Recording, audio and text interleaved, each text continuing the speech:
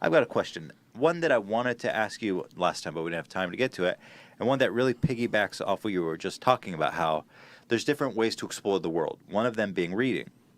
And I think that's one very, very important and timeless way of exploring the world.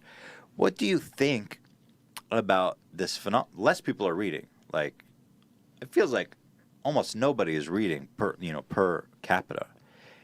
What do you make of that? Do you see that as an existential crisis? No. What do you make of it? No. Well, reading for pleasure has always been a minority occupation.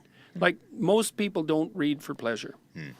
Of the people who read for pleasure, only a small proportion buy books. Of the people who buy books, only a small proportion buy difficult books.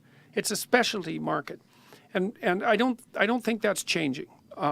What I do see happening, though, is that is being expanded in surprising ways by such things as YouTube videos and podcasts. So you can find the value in something like that is just as valuable as something you could possibly find in a book. Well, I think that the two technologies have their advantages and disadvantages. The thing about a book that you can't get from a discussion is that a book is like a portrait as opposed to a photograph. A photograph, it's click, that's that. A portrait you layer on and layer on and layer on and work over for weeks. You still have the same single image, but there's this depth to it. And a book enables you to think and then rethink and think and then rethink. And so you can go deeper in a book than you can, I would say, in any other medium. Okay. But that doesn't mean you can't go deep in a podcast.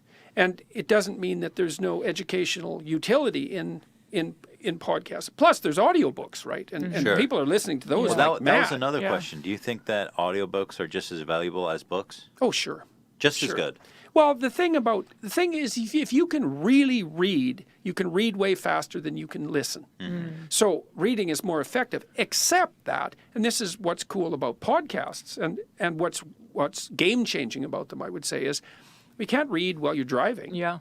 You can't read while you're doing the dishes or exercising. And so all of a sudden with the podcast world, people have all this time that was used maybe listening to music, which is fine, right?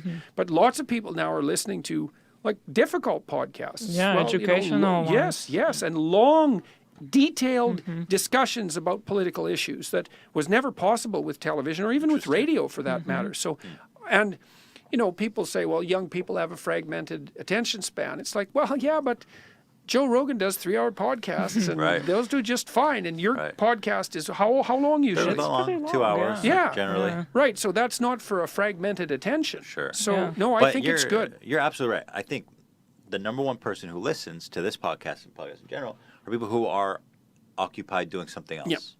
Yep. And I think you're right. That's really valuable to be able to utilize that space. Definitely. It's found time. Right. And so that's why the podcast market, I think, has exploded. It's like, oh, look, I can make use of commuters.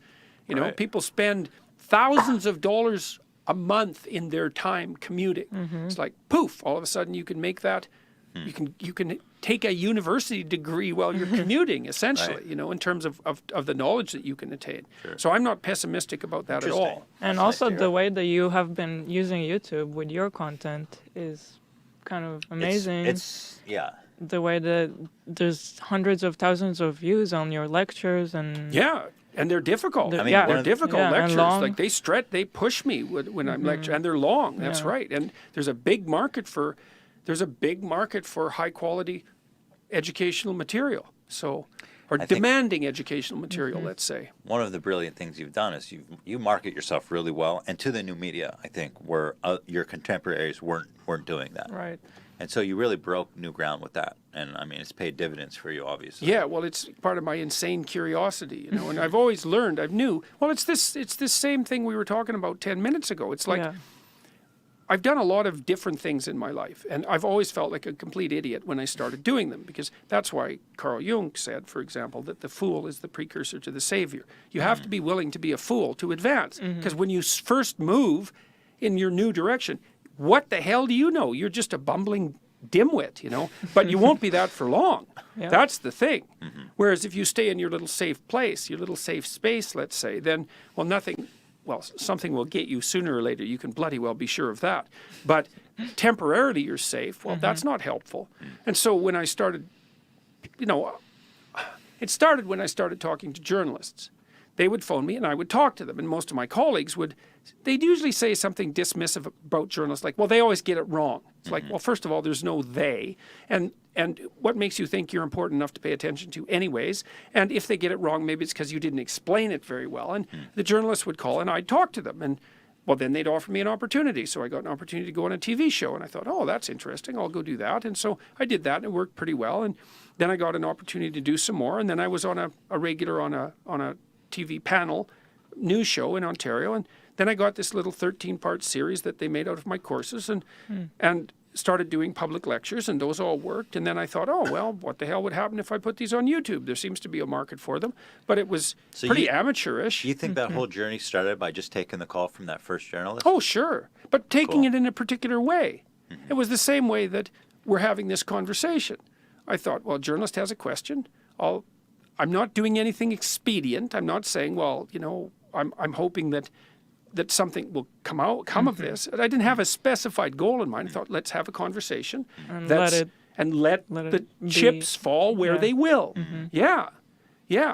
And one of the things that distinguishes me, I would say, from many of my colleagues, and perhaps from many people, is that generally when someone comes along and says, well, would you like to do this? I'd say, okay, let's give it a try.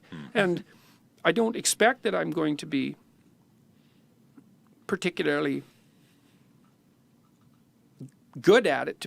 How would I be? I'm certainly not as good at it as I'm going to be, that's for sure. Right. Because obviously when you first start something, you're just not that good at it.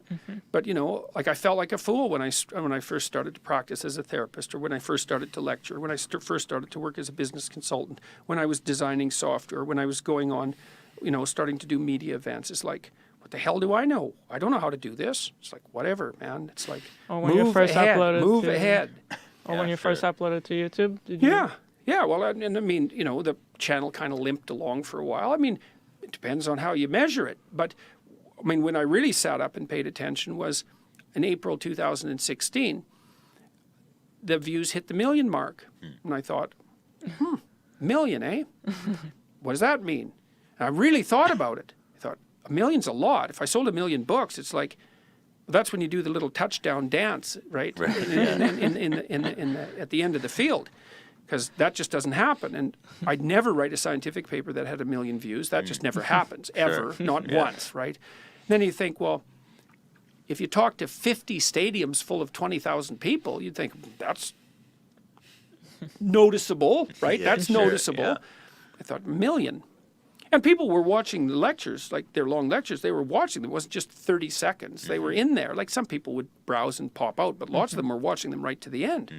And so I thought, all right, what the hell is this YouTube thing? Anyways, what is this? It's not cute cat videos. It's, and then I thought, oh, I get it. I see what it is. It's like the invention of the printing press. It's that big. For the first time in human history, the spoken word has as large a reach and as long a duration as a book. Right. That's never happened, period. It's a great analogy. It's amazing. And then that just blew me away. I thought, oh, this is a Gutenberg revolution. This is a big deal.